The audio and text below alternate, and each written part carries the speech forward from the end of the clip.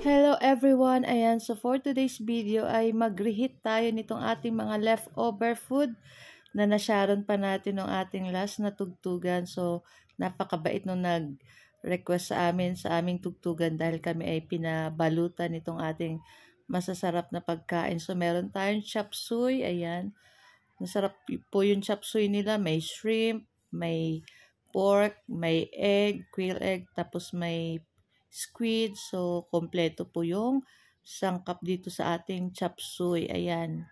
So, iinitin lang po natin. Ayan, buti na lang at hindi kaagad nasira. Kasi pagkadating ko kaagad sa bahay, ay nilagay ko kaagad dyan sa rep.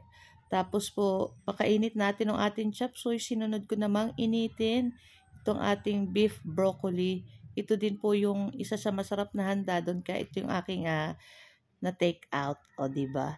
So, may ulam na po kami ngayon dahil sa ating nasharon.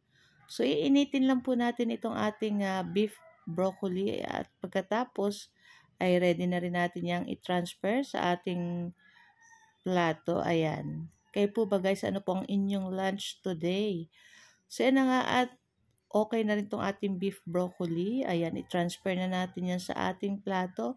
At ito po ang aming video lang today at sana po nag-enjoy kayo. So guys, thank you for watching and see our next video. Tara na at kain na na. Happy tummy! Yay!